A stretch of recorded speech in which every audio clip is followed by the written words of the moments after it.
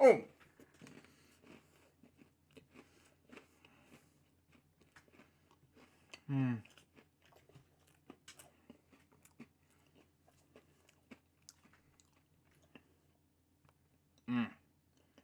Delicious.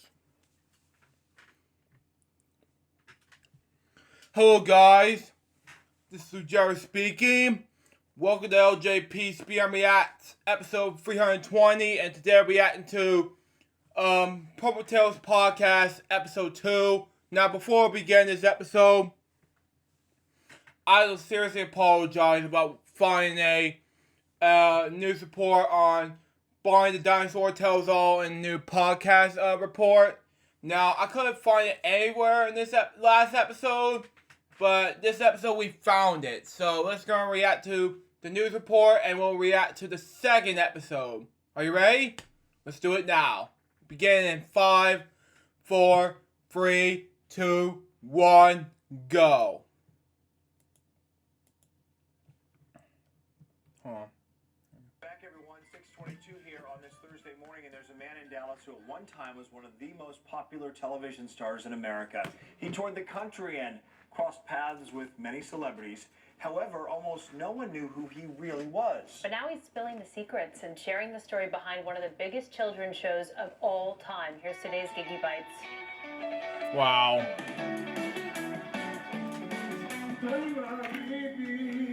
As a professional photographer, Carrie Stinson has a great eye, but not even he ever saw it coming. Wow, I had no idea about this purple dinosaur and how it would change my life. Changed to me a little bit. Photography is actually Carrie's second career, People I love. and this was his first. I love you. For 22 years, Carrie was the friendliest dinosaur on the planet. Wow. Family. However, to this day, most of his friends have no idea, I don't always tell them, but I do love talking about it. which is why he's now sharing his stories with a podcast. Wonderful memories. It's called Purple Tales. Absolutely amazing. Since Barney was filmed in North Texas, much of the cast and crew still lives here. Yes. And each podcast, one of them joins Carrie to tell you everything you never knew about Barney. I'm already Wow. hearing stories that I've never heard before. And, Like how the girl who played Baby Bop was actually a guy. And they should have made it the Baby Bop show. But Or how the first time Wow. Barney made a public appearance, 7,000 people came to the JCPenney store in Mesquite. so many people showed up that they destroyed the store. Carrie says Barney meant that much to so many people, especially him. I mean, it's changed my whole life. Seeing Wow. A sick child, in some cases, it has a week to live, and they're not sad. However, Carrie says Barney's greatest secret isn't a secret at all. Barney Yeah. did so much good. It was his unique ability to treat strangers as if they were friends he just hadn't met yet. Absolutely incredible. Carrie believes that's what makes Barney so popular. They trust him, they loved him. He says we all need someone who sees our differences and loves us anyway. He accepted and loved everyone. And I think that when people get to hear this podcast, they'll see how much love we all have. Now, won't you say it's worth listening to? In Dallas, I'm Sean Giggy. And watching that show a lot longer than I anticipated, because I have two younger brothers, you don't really think about the man behind Barney because he just was Barney to all of us. Yeah, and a lot of the local kids are still here and acting. Angel Velasco is among them. He played Robert, I think, in the 6th season of Barney, and now has gone on to be a renowned actor here in town. So, yeah, the legacy lives on in so many ways. And I wonder if he ever got together with Carol Spinney, who played Big Bird, to talk about what it was like to be so iconic and relatively unknown. Now, Yeah. maybe he should have her on, if not. That's an exclusive club. Yeah. Yeah, though he did retire in 2018, which is last year, by the way. And so there you go. And that was the Sesame Street's 50th anniversary. But we're going to talk about this after my reaction to the Purple Tales podcast episode 2. Excuse me, I misspoke. Anyway, I'm searching it up right now just in case it's going to be big. Anyway, I'm going to react to Purple Tales podcast episode 2, begin in 5, 4, 3, 2, 1, go.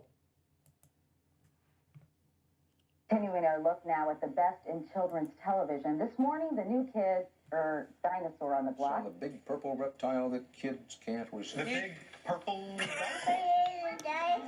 Teaches about love and it just kind of like suits the kids. And always, there's that signature song.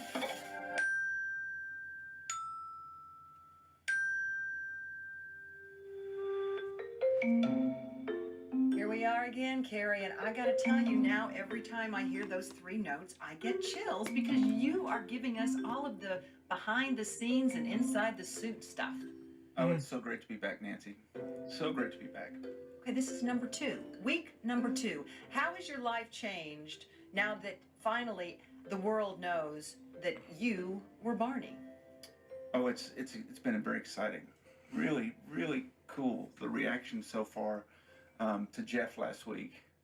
Jeff, Baby Bob? Baby Bob just loved Jeff. And it was so great. Yeah. And it was amazing talking to a lot of Barney people this week.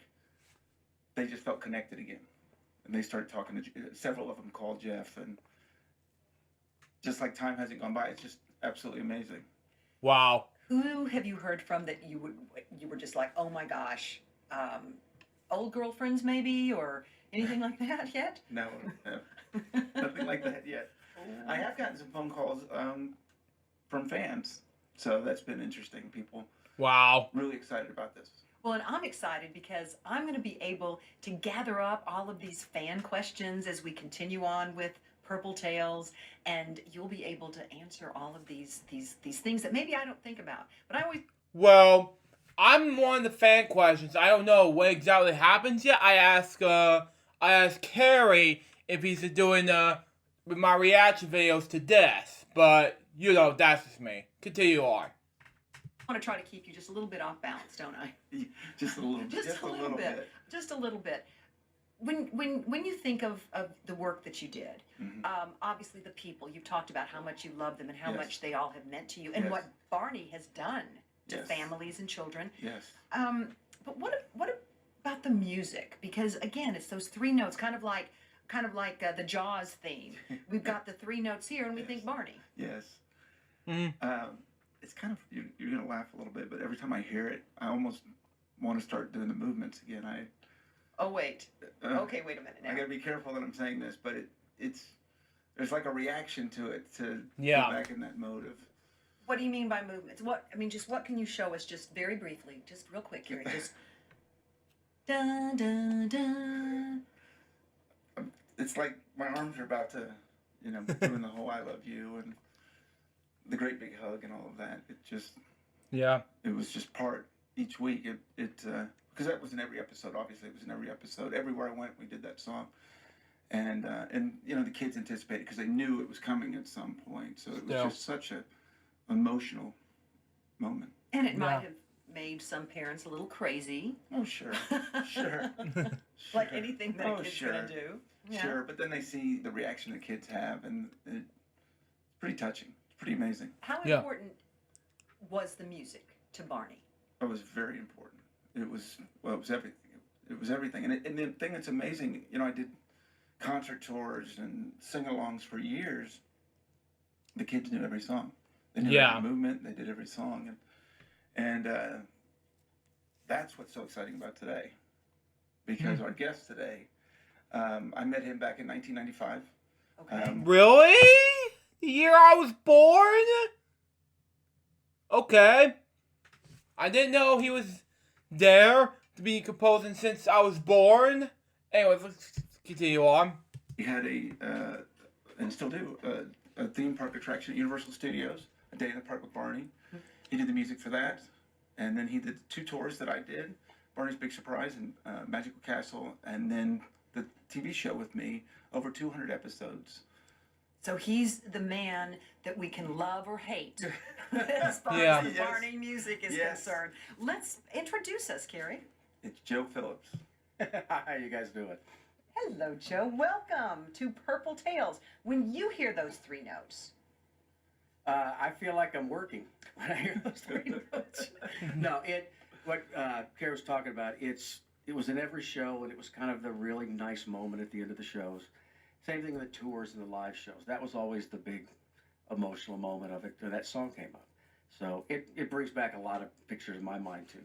Yeah. Well, tell us first about how you all met. Where were you in the Barney world at that point?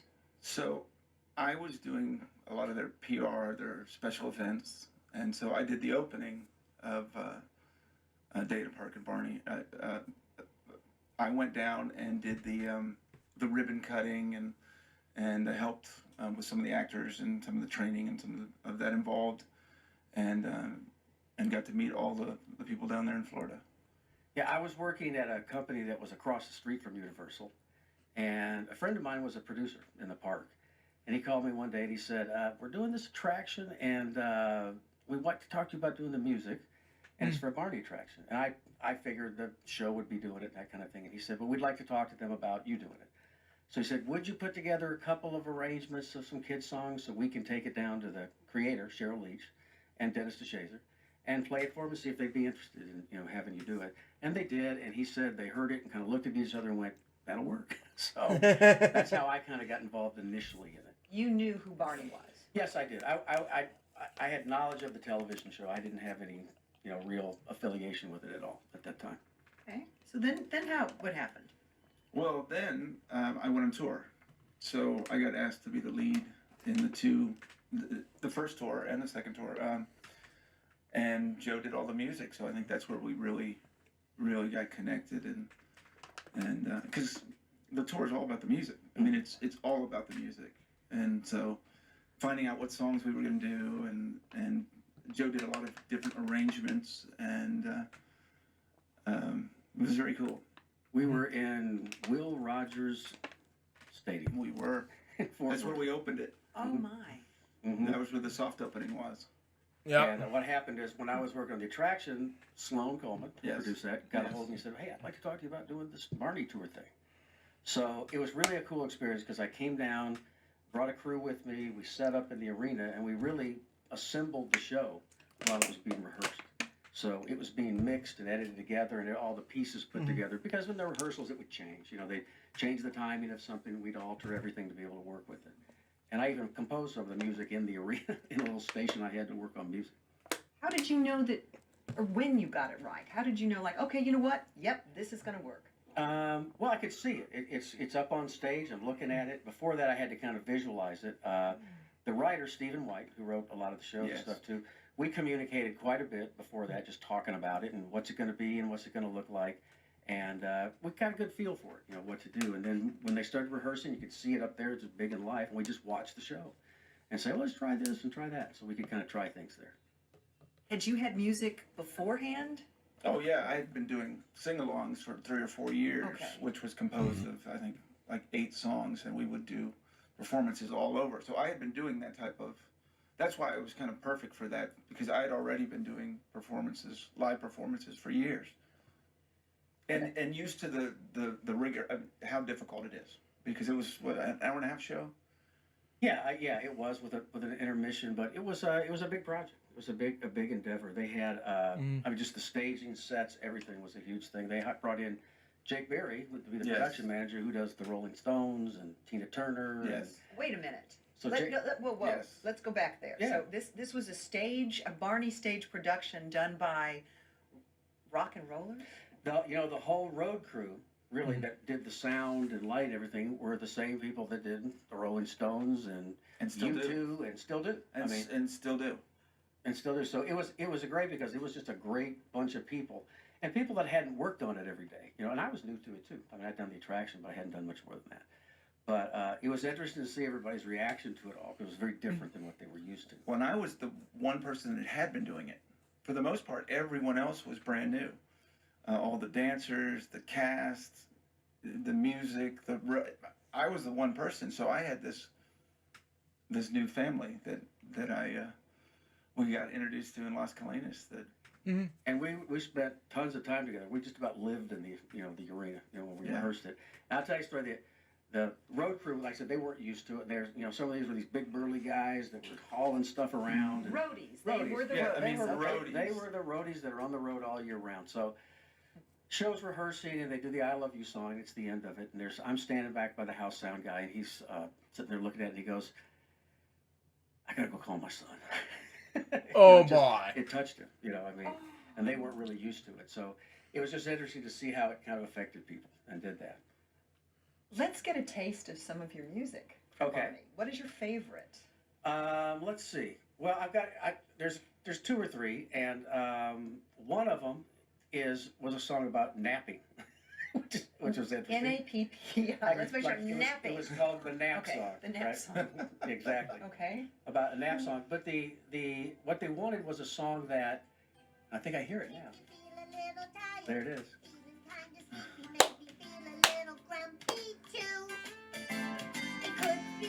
And the idea was a song that was a happy up-tempo song about taking a nap, not a lullaby. And it works. Mm-hmm. I mean, But the idea was that everybody needs a nap, now and then, and that's what we're doing. And it was fun because it was different, and the interesting part, in fact, here it comes. Everybody needs a nap, you see. And when you wake up in a while, you'll be wearing a great big smile. Which was the idea. It makes you feel good. It was to feel good about naps, not good sleep. Right. So I was thinking about the song, what I wanted to do with it, and I was on a plane. I used to commute back and forth between Florida and Texas almost weekly. And thinking about the song, I could write about that. And I got an idea while I was on the plane. And I had nothing to write anything down on. And the only thing I had was one of the vomit bags. Oh, my. So I took it out and wrote some words down and stuff. And then when I got in, I wish I had. I don't know what happened to it. But it was, they just, the ideas will just kind of come to you when they do. And it's like, I write on that. And I was telling one of the producers that one time, they said, I wish I had that bag because that would be a fun thing to have around. Oh, Is there my. a song, though, that kind of reflects how you feel about music? Yeah, in fact, this was another song that I wrote, and it's called "I Hear Music Everywhere." And when I got the assignment to write it, it took me a while to kind of figure out what it was, and then I realized it's about me. Really, it's about hearing music and everything. All right, and this is this song. I hear the wind through the trees, the buzzing of the bees, the rumble of the train, the pitter patter of the rain. Hear it. I hear music everywhere. I'm having a hard time sitting here. Carrie wants to dance. I do want Yes, to. you Yeah, are. I get up can and see dance. it. Spinning around. I mean, the dancing. memories are. It's. I remember this one very well. Yeah, this was one Great of song. in the last, I want to say, 3 or 4 years. Yeah, it was a great song. Do you hear music everywhere? I Still? do. In fact, my mom tells this story that when I was like 3 or 4 or something, we were riding in the car and just playing music on the radio, and I said to her, the day is so perfect with the sun out and the birds singing and the music playing. I mean, that's really where that song kind of came from, that idea. Yeah. What songs did you listen to as a kid? And I want to know if you remember any. When music I was from a then. kid, there wasn't, a lot of, it was Mother Goose stuff and rhymes and things like that. There wasn't a lot of kids' music, out at that time. So I remember, Knick Knack, Paddywhack, that kind of stuff. And This Maybe Old from Man. TV shows too. Yeah. You know what I mean? That kind of the theme songs. Oh, They absolutely. really have a lot of TV shows. There was Mr. Rogers. There was Sesame Oh, really? Mr. Rogers and Sesame? Yeah, my childhood favorite. Okay. Street, maybe. I don't even remember. The Electric Company, that's another one I remember. Oh, the Electric Company, that too. I haven't seen the Electric Company except bits and pieces. Just I'll let you know. I've seen Sesame Street, Mr. Rogers. That's just me. Right. Yeah, I watched all 3 of those. That was done out of Canada, I think. But there weren't a lot of shows. There were just a few children's shows. Well, it seems like children's music, and because you're dealing with young children and dancing and so Yes. on, it can't be too very sophisticated. Yeah. No, I mean, children learn and remember through repetition. I mean, hearing things over and over again. I mean, even in the show, we repeated a lot of the songs. We might do a little different arrangement or do it a little different, but they got familiar with that, and that's what got them excited about it. Well, and the steps, if we did those. Yeah. So they would give those to the dinosaurs and then make them simpler steps for the kids. And our kids were all different ages, so sometimes you had younger ones and sometimes you had older ones that could do a little bit more, could get a little bit more. When we did the tours, we went a little bit higher level because it was a little more family entertainment, and it was on a huge venue because we were in arenas, mainly. So it was really interesting and a really interesting thing. But the television show, we were very focused on repetition, simplicity. We wanted to introduce kids into different kinds of music and things like that. But it was very focused on that. And what I liked about the show is that the show was really based in education. I mean, a lot of ABCs, 1, 2, 3s. A little bit that got into emotions and social issues, but not preaching. It didn't get into preaching about that. It just got into some issues and made them interesting and how to turn it into a positive light. Which I thought was fantastic for kids. Because that's what we want to do. We want to focus on more positive ideas. Yeah, and I'll tell you, Nancy, the first song from the attraction, "Imagine a Place," was just one of my absolute favorite songs. And that's the first one I wrote for the franchise. And Tony Pugh, who produced the attraction, we wrote that song together. And we wrote quite a few songs It's together. called what? Do we have that one by any chance? I could not find a current version. It's "Imagine a Place" was the name of it. And it was just about Can imagining. you sing it a little bit? Hold on a second. Let me think about it. Well, I'll tell you what it was. In the attraction, part of what they did was when you were sitting in the theater, Barney sang this song, and he'd talk about, now imagine it's fall, all right?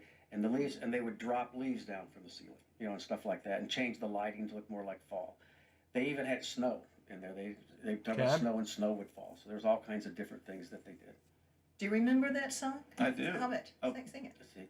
Imagine a place you want to be.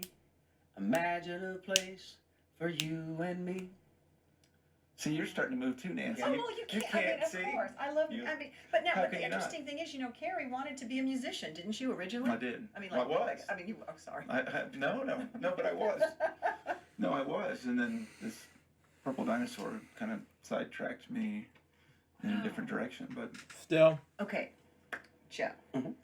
Before Barney, and during Barney, you were actually working on movies that few R-rated things, a lot of blood and guts.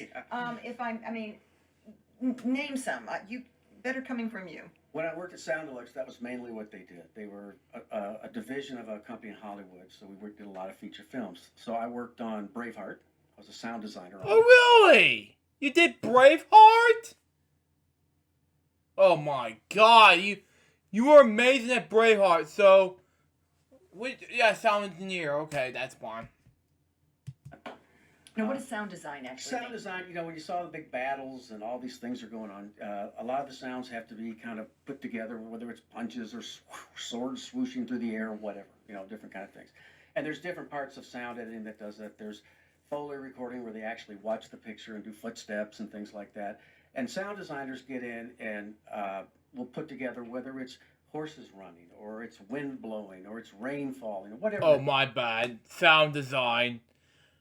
My mistake. So anyway. Yes, to put that together.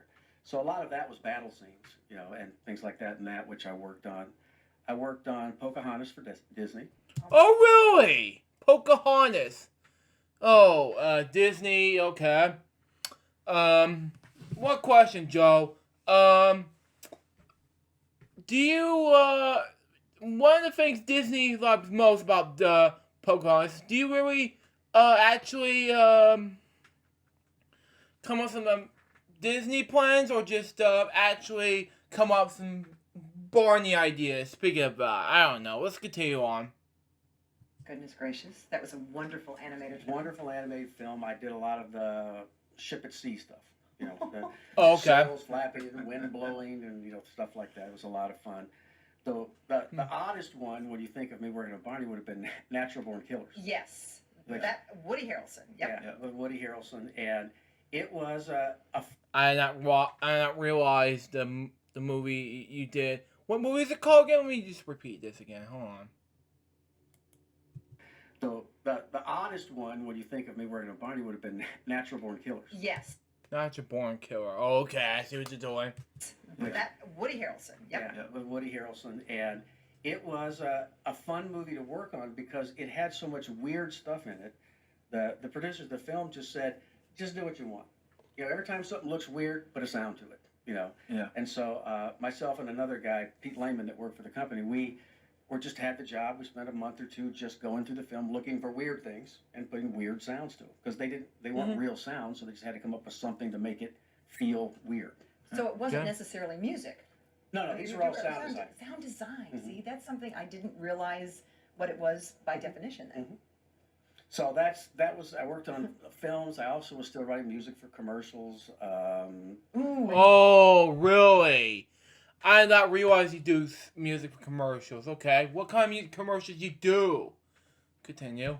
What, any commercials we'd know? No, and I did that in Chicago too before I moved to Florida. Nothing you'd remember because a lot of it was someone might write the McDonald's theme, but then a bunch of people would do arrangements of them and stuff like that. So I did some arrangements for things like that and stuff like that. McDonald's, okay. I love McDonald's, okay. That was cool. Even though, is there anything McDonald's beam? Okay, I see what you're doing. I didn't want to ask, but anyway, continue. Then let's see, what else was I doing at that time? Really, that I worked on a movie, Time Cop. That was another movie I worked on. Van Damme. Yeah, Jean-Claude Van Damme. Yep. And my job on that was all the computer stuff. You know, Okay. lights blinking on computers and stuff like that. And I was just having headaches from looking at this stuff all day. And I have to say, Braveheart was the most fun because the movie was so great. And, Yeah, you did Braveheart. We were working on the film. We were all working on it. And I think we got to the last reel. It's all divided into reels. And so we're working on 10 or 15 minutes at a time. It was at the end of the movie, and I was headed up in my room, and I was watching, and I turned around, and everybody that worked there was just standing there, like, looking at it, just glued to it. Okay. So here's the big question.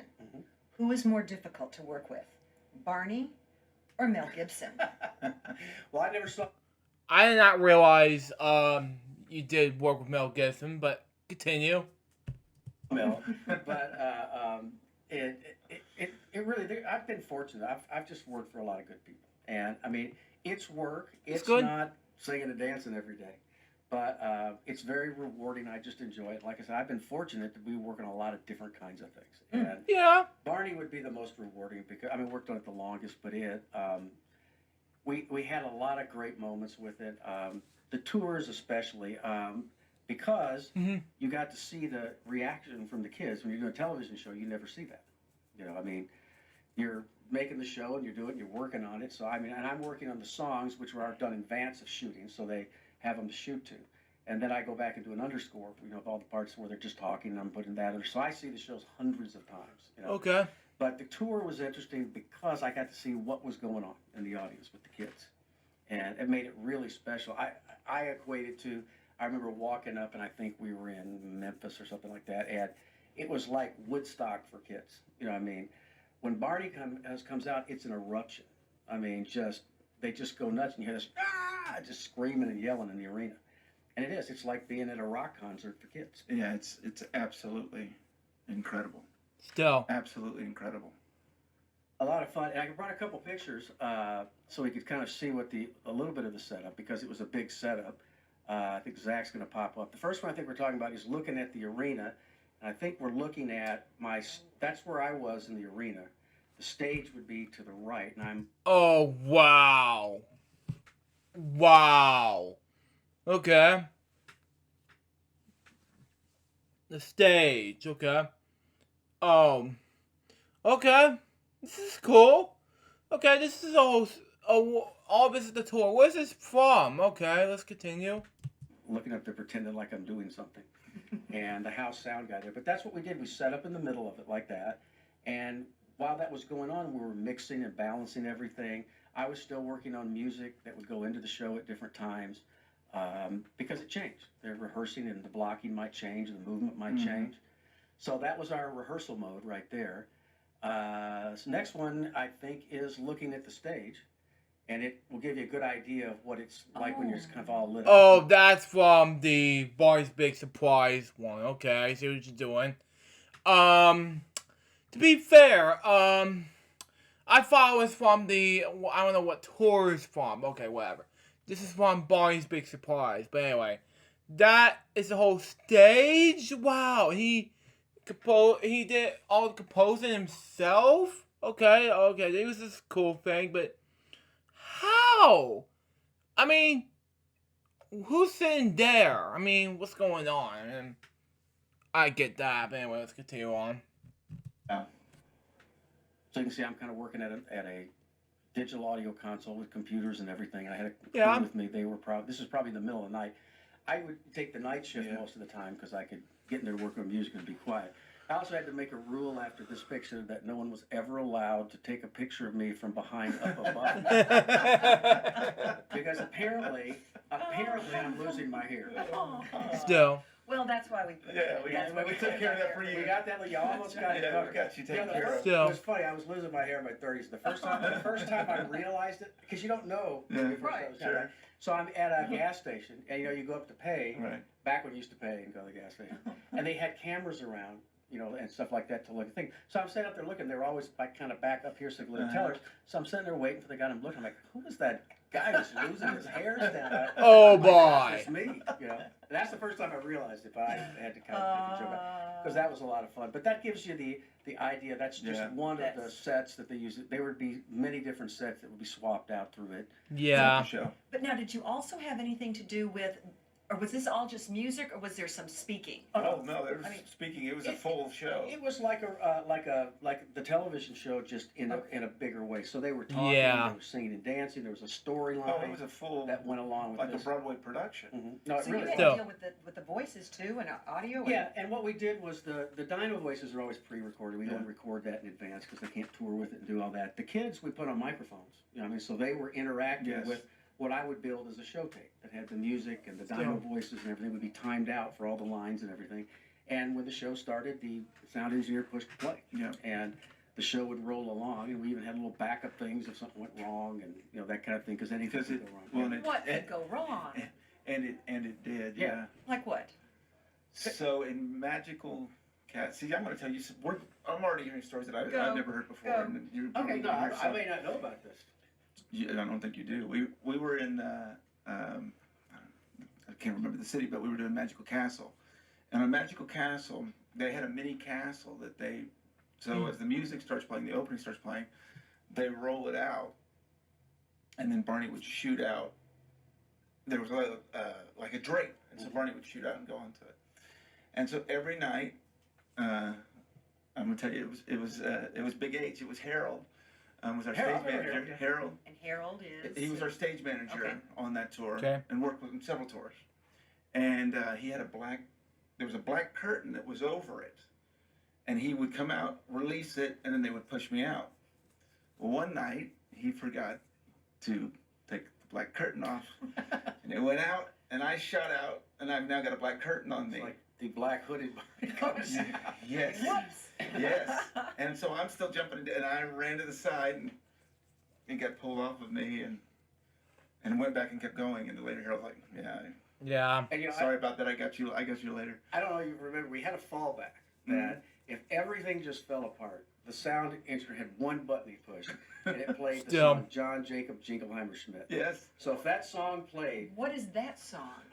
it's a classic It is. song from years and years ago. And it's a kind of a wacky song, but we just decided, let's get that song. The kids all know it. Whoever can get on the stage will make a little sing along out of it while they revamp it. It gave them about 2.5 minutes to get it back together. I don't know if it ever got So- used. I was going to ask you that. But that was the fallback. If the curtain falls down or the set falls over or something happens, you hit John Jacob Jingleheimer Schmidt, and then we had a couple of minutes to revamp and get back going again. You got to understand, Nancy. We were out on the road for 9 months out of the year, just like a Broadway schedule. So we were doing 7 shows a week. So we were on tour buses. Typically, a typical week, we would close the show Sunday, go to the next city. We'd have Monday, Tuesday off. Usually, And you went to? No, I went. Well, what I did was like those shots you saw. I'd go to the rehearsal arena. That's Yes. where we're rehearsing. I'd do that. Typically, what we started doing is the first big show would be at Radio City. Yeah. And we go to New York, and I'd go up to that one with that one, and we might even be making some adjustments still. Yes. Then I go away after that, and I would just check in every once in a while. If they needed something, I took care of it and got it to them. and they would all do that. There would be a check-in where our choreographer would come in, just make sure the show's still the same and all of that. But we were gone for 9 months out of the year, 7 shows a week. So typically Wednesday, Thursday, Friday, 2 on Saturday, 2 on Sunday. And, the potential of that having, because you can't be sick, you just have to be there every night. We're on the road, and this was before, all the social media and everything that we have now. So I was just kind of gone for nine months out of the year, Still. and then pop back during the summer. And So I'd be back Do it working again. here on the television show. yeah, Still. The television show is still going, all the time. yeah. So we keep running away. Got another picture I want to bring up. Oh, good. What I had done is I started a small company to kind of handle this, and I had several people working for me. And Okay. one of the guys is Travis. You remember Travis? Oh, yeah, very Travis is the greatest guy in the world, and he made everything work. I mean, he would come out in advance, get everything working. We'd go to the arenas, and he would put it together. And I had a. And isn't Travis with Yanni now? He is Yanni's guy. Right Yeah. now. He travels with Yanni. Yeah, he's with They Yanni. just got- Yanni know that he was with Marty. Yeah, because Yes. because I had Yeah. we'd have to let like Yanni know we need Travis, for a little while. Right. Yeah. Yeah, they just got back from Uzbekistan. I mean, they were like they travel all Yeah. over the world and stuff like that. And Travis are great friends. I always said Travis, if I was hanging off a cliff and I could get a hold of one person, I'd get a hold of Travis because he'd figure out how to Still. get me off the cliff. He's just a great guy. But he go ahead and put that up because this was kind of an interesting thing. We had a lot of fun, but it wasn't all Barney related. But this is Travis. I'm not really sure why he's happy about getting a box of butt paste, which is something you use for babies for diaper rash. And but we had a lot of fun. And that's Travis. He's a great guy. He's a fun guy. He was a practical joker. Mhm. He kept us going and laughing and having all kinds of fun. I mean, just a lot of fun. Yeah, I didn't realize he was Well, there. and all those guys, Oh, they were.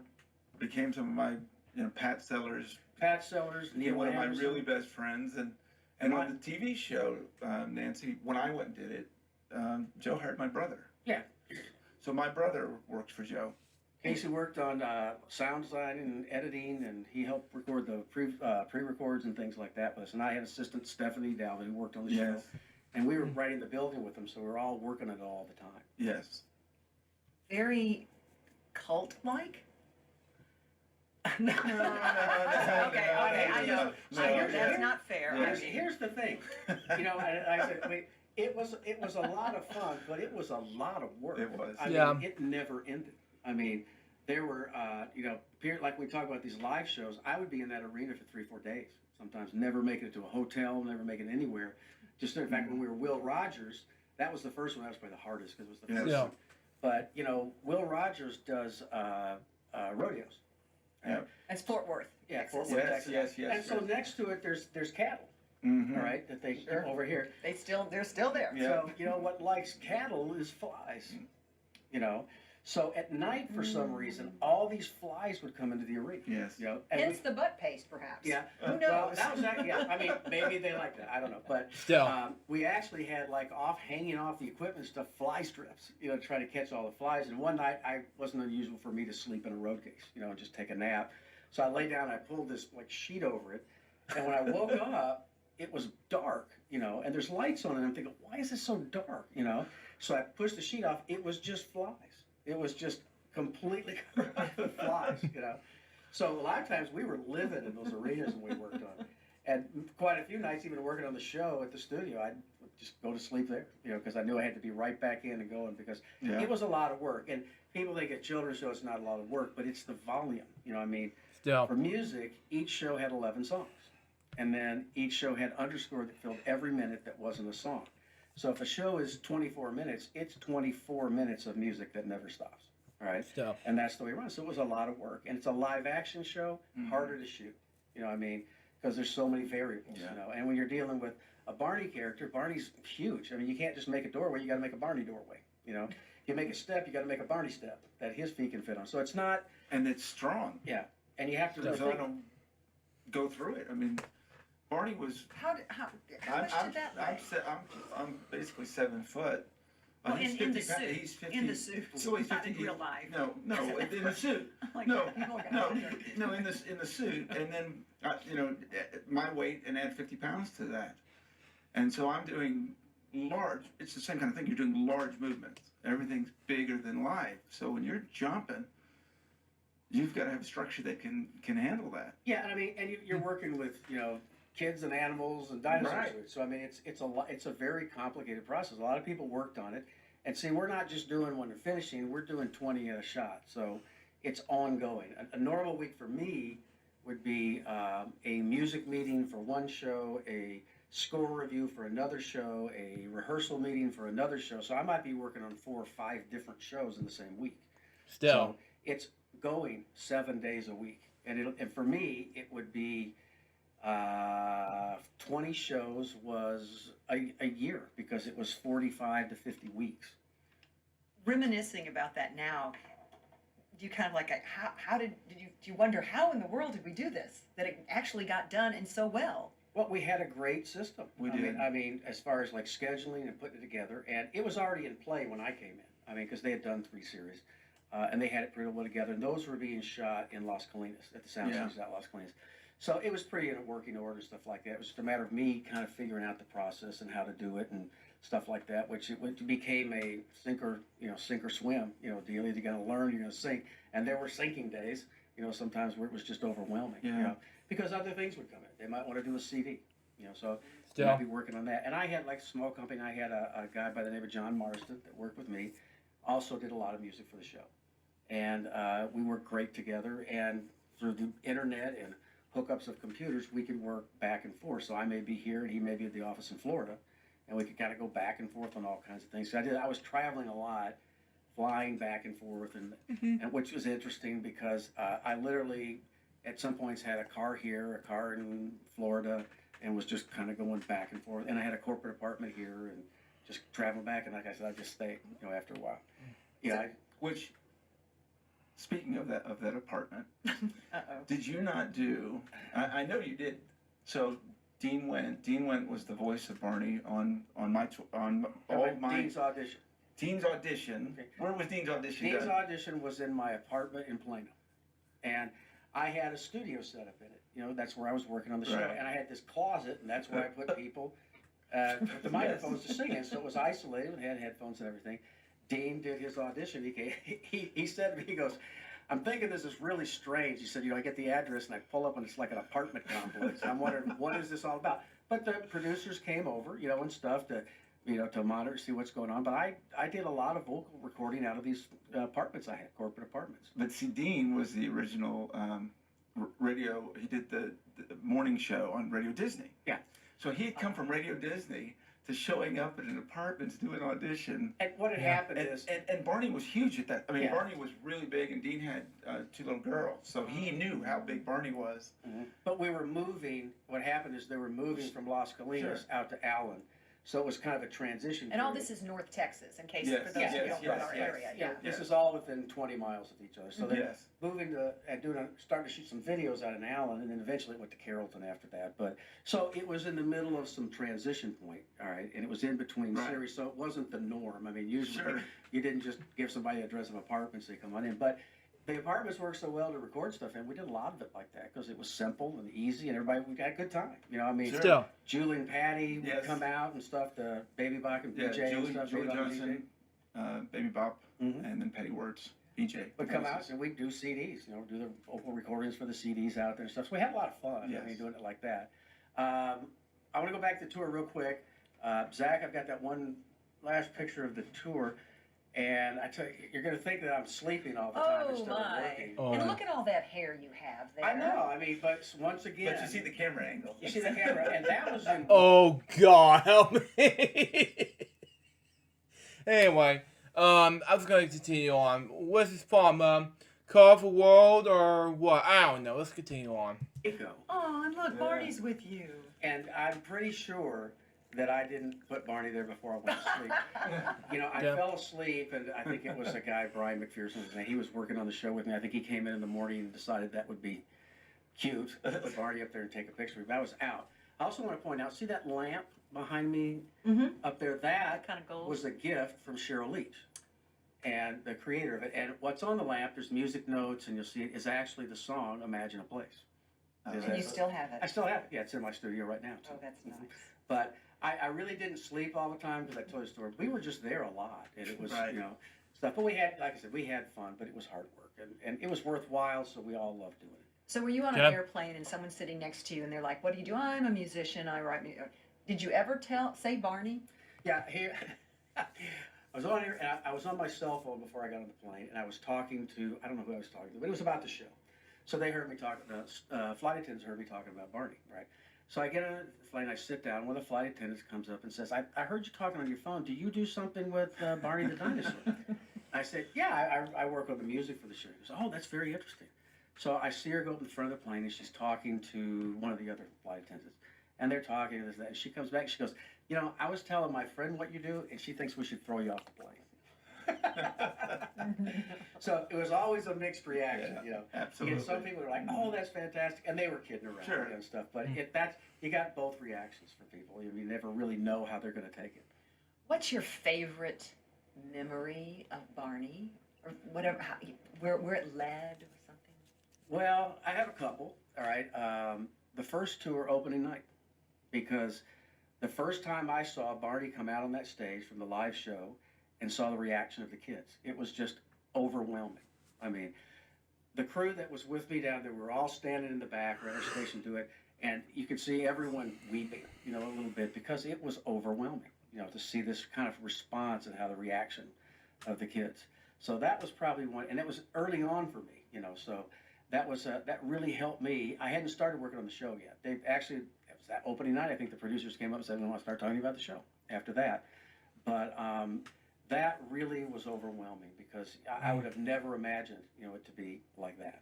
And then my favorite Was meeting with me. him, Was meeting me, which I understand completely. with Joe, and absolutely it was that night after the show.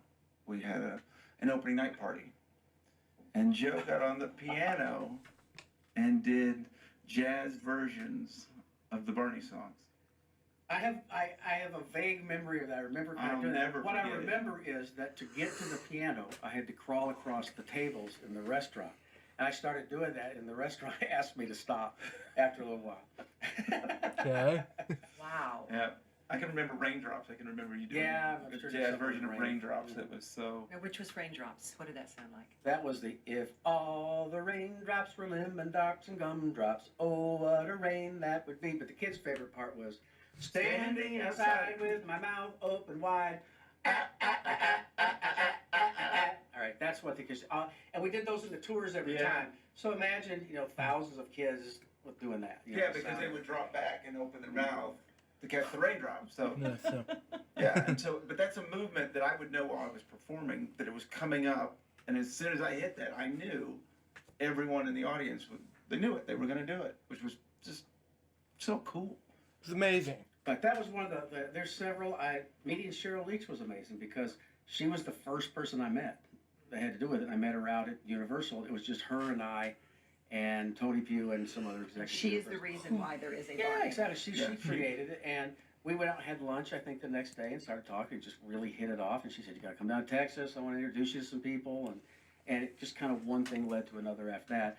But it really, for me, meeting her, being that happening first, and doing the tour, I really got a great sense of what it was and how big it was, and the purpose of it. I mean, she really talked to me a lot about why she did it, you know, why she wanted to do it.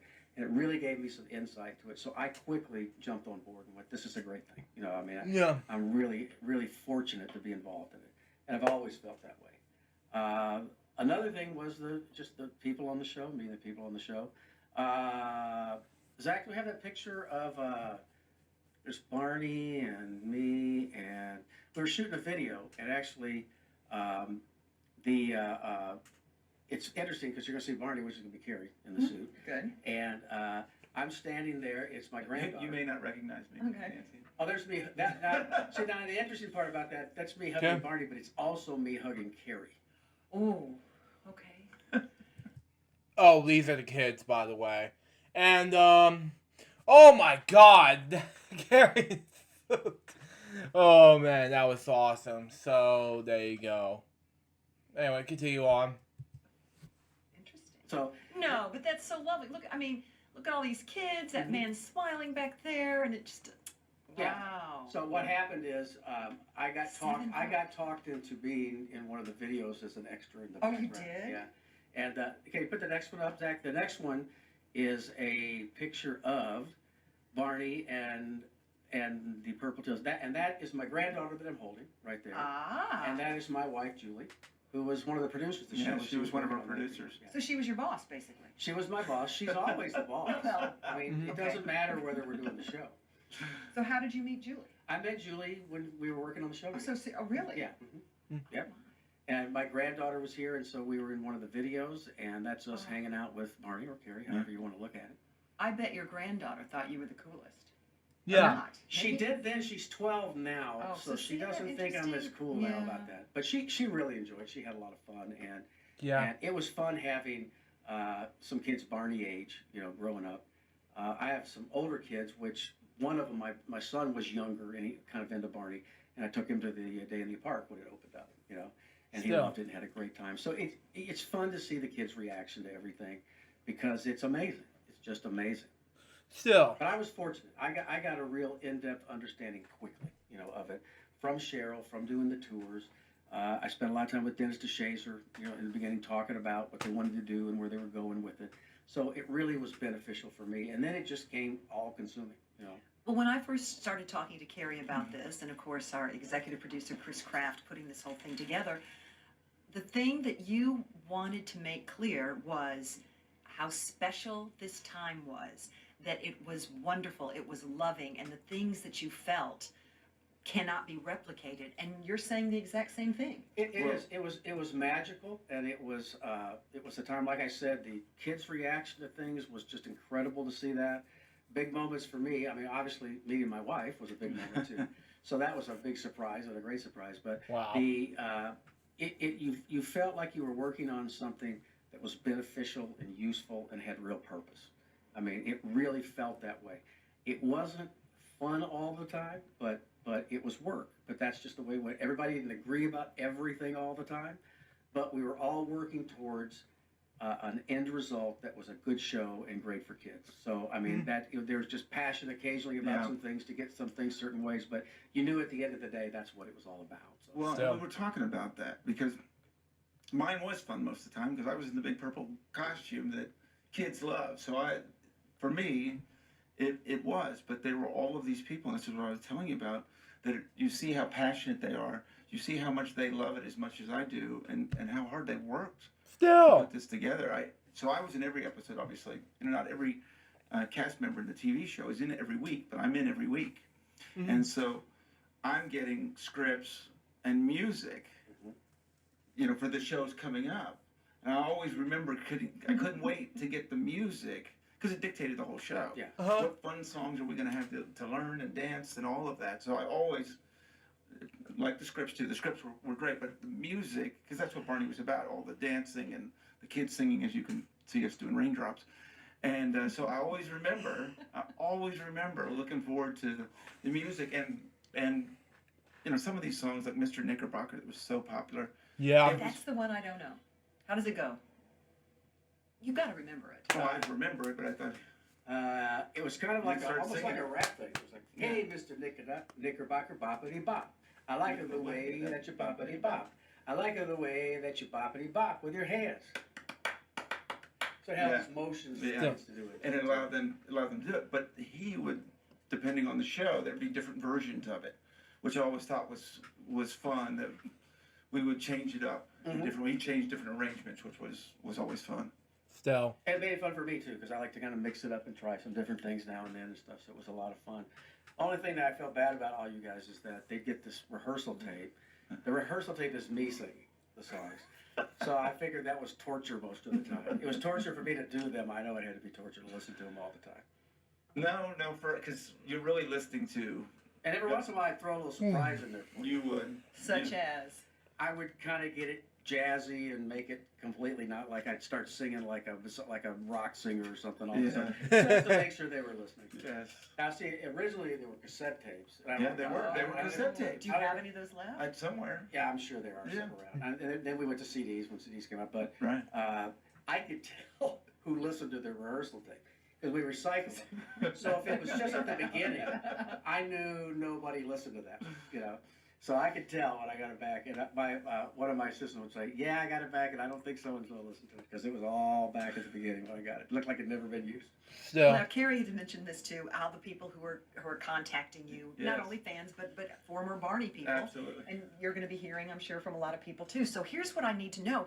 Is there like a secret handshake or something to make sure that you all are the right people? Because someone could come up and say, hey, you don't remember me, I was the kid in the in the back row? I mean, isn't there some way to make sure that? No, I mean, you can tell because if someone starts talking about it, they're going to be excited about it. They're going to know certain things. I was in Washington, D.C. I was actually on Capitol Hill one time, and I was part of a contingency that went around to talk to senators and representatives about it. Had to do with royalty issues and things like that. So sometimes we would meet with the senators, sometimes we'd meet with the senator's aide, just depending on how busy they were.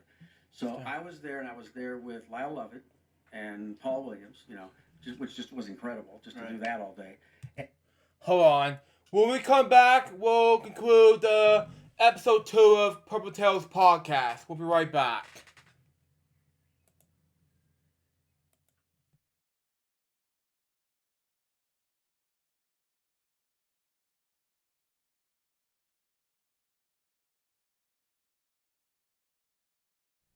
Come on, it's no secret that Hannah will be right back on Disney Channel. It's a sweet summer on the Sweet Life. Cody Martin goes to work and Maddie's gone all summer.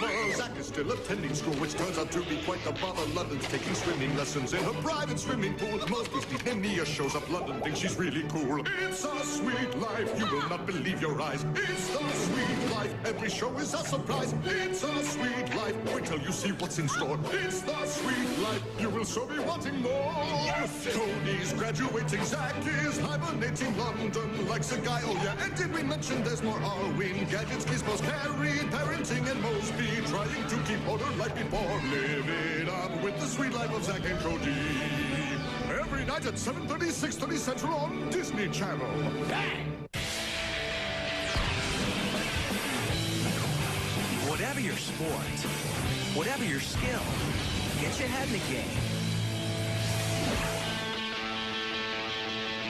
Hi, my name's Kyle. Hi, my name is Alex. And our favorite sport is baseball. Alex is a utility player. I play mostly catcher. You have knee pads, shin guards, chest protector, and a helmet because you can get hit with the ball a lot. Kyle catches and does a little bit of pitching and also plays some outfield for us. I like playing catcher because I like throwing down people at second. That's fun. Warren has coached them since they could play. He's at their practice every day. It's an absolute blast for me. It's fun to know that you have your dad there because you know he'll help you and stuff. If you practice good, you're going to play good. They have to do their homework before they can go, and that usually is a good motive for them to get their homework done. Both of them are very good hitters. First of all, they work very hard at it, and second of all, they're not afraid of failure. I like going to their games because I can watch them, and if they hit a home run, then I'm really happy. We have a real good time.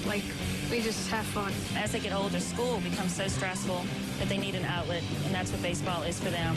They do play other sports. Me and my brother play basketball and football. I want them to be very, very well-rounded individuals, so whatever they choose to be in life, they can be the best that they can be. Kids like you try their best every day. Get your head in the game on Disney Channel. Danimals is proud to sponsor Disney Channel, where kids are empowered to be their best every day. Mission accomplished. Start warming up. And bring your best moves. You got game? Little? Because the East High Wildcats are back. Whatever happens, as long as we're together, it's cool, right? To take on their biggest challenge yet. What are you doing here? I'm the new lifeguard. Summer jobs.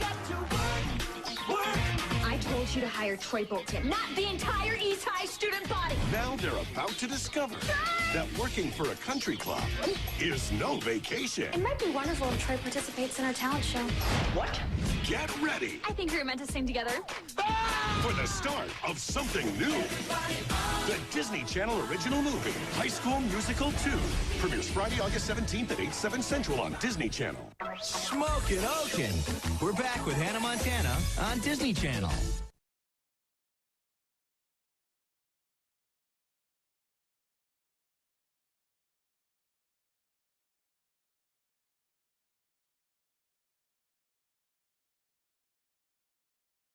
Welcome back to LJPCBM Reacts, episode 320. I'm so sorry for the huge delay. I just came back to eat pizza and cookies because I have to spend my time with my stepdad about the whole pigs thing. But anyway, off topic with this. But anyway, let's continue on with this. Finish it off. LJPCBM episode 320. Continue in 5, 4, 3, 2, 1, go. Oh, come on, really? There we go. And several other ASCAP writers. When you write music for television and things like that, you'll be part of an association called ASCAP. So we're meeting with different people. So we're in this congressman's office, and we're meeting with the congressman's aide, and someone goes, "Hey, did you know that Joe, used to do the music for Barney? Actually, still doing a little bit. Then does the music for Barney." And he got this kind of weird look on his face. And I thought, uh-oh, what's going to happen now? And he goes, "Well, I was actually on one of the shows." Oh my! And he was an extra on one of the shows that were done. See, they're everywhere. So the rest of the day, I was that guy. They'd say, Right. "You're that guy." Every time we'd go somewhere, somehow a word got around, and they'd say, "Oh yeah, you're that guy." Well, I think Joe and I both. I was talking to a gentleman earlier today, and he was telling me about meeting this gentleman who created a new product. It's a shoe that involves new tech. And he said, "Well, he used to be on the Barney show. I think his name was Reese." And I said, "Yeah, and his sister Molly." That immediately lets them know that and I know you're in the same thing. They'll ask you questions, and you can not only answer them, but expand on them. See, it's that secret code. Wow. And since it was done here, in Texas, and you're in Texas, you're going to run into people. I do some teaching now, piano and things like that. Wow. And I'll get a student now and then who their mother will say, "Yeah, I know so and so who worked on Barney," that kind of thing. Okay. That happens all the time. And like I said, I get emails from kids that have grown up now, and they're asking questions about that song or whatever it was. They'll ask about a song or something. Well, and Nancy, I took Chris out one night to go listen to Joe Oh, okay. perform. Yeah. Do you remember that? Are you still remember that? performing? Yeah. Okay. Yeah. Mm-hmm. Yeah. So So we can. Do you ever do? Does anyone ever request a Barney song? No. And a lot of what I do are corporate events and things like that. But no, I've never had anybody request a Barney song. Just wait. Just wait. That's okay.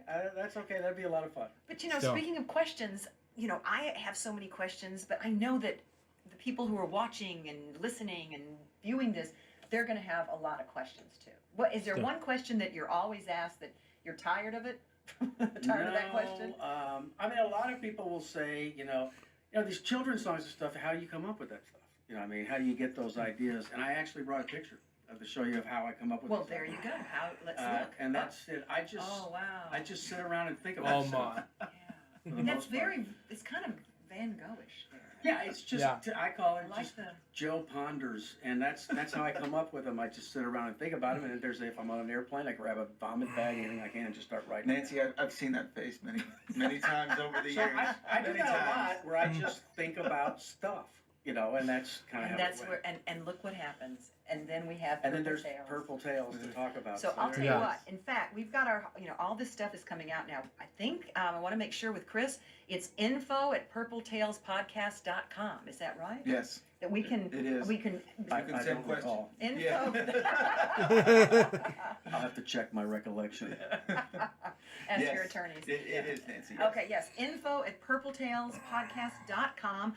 I want to get some more questions of all the guests we have.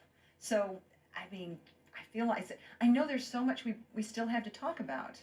It was lots of years, so a lot of things happened. Well, you'll come back. Will you let him come back? It's up to Carrie. Yeah, what I'm planning on doing is I'm just going to find out when you're doing these, and then I'm just going to show up in the middle of it when you got guests, and I'll just come in and hang out. Still. Well, the only way that he comes back is that he has to do another song with me again. We'll have to sing and dance again. Absolutely, that's amazing. Thank you. We'll work out like an act. Yes, something that we can put yes. together. And Nancy, this is very cool. I've done photo shoots with Joe also. That's right. For his music. Mm-hmm. We've done some photo shoots together. Okay.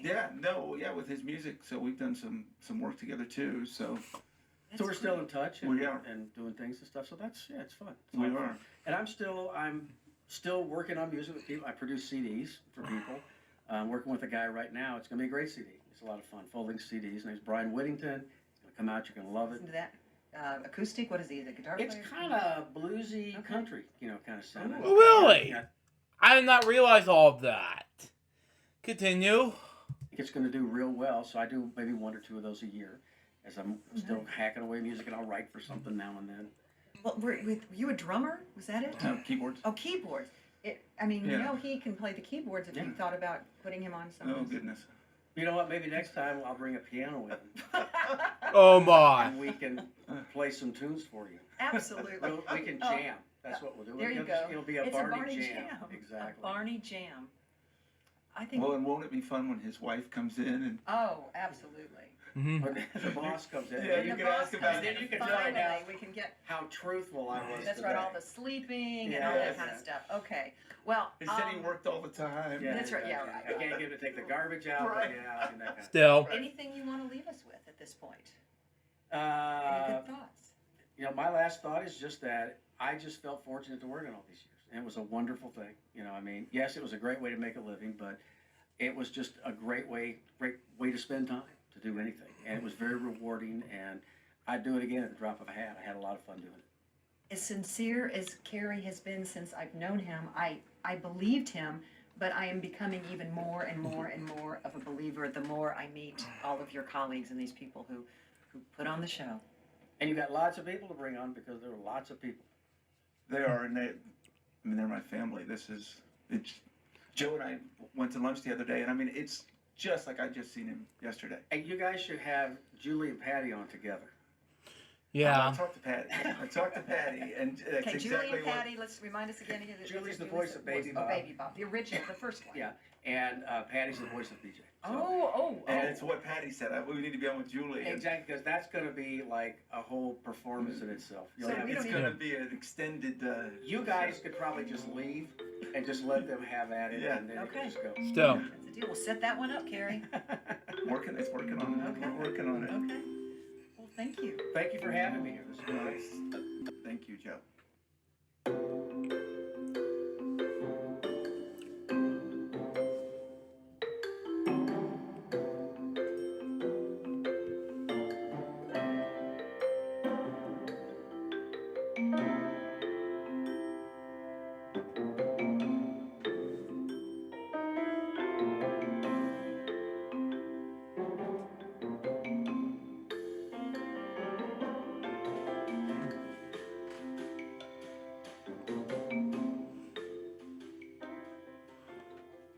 So that was Promo Tales Podcast Episode 2. What do I think about this episode? It was amazing. Excuse me. So far, this episode went to be a success, and the whole time, it wasn't going to be a huge deal out for me. Anyways, that wraps up for Elton Reacts episode 320. Hope you enjoy it. Stay tuned for the next one, which is going to be episode 3 of Purple Tales Podcast. But until next time, this is Jefferson. Goodbye. Peace out, baby. We get more to react to you guys pretty soon. But to better Jeff was saying out. See ya.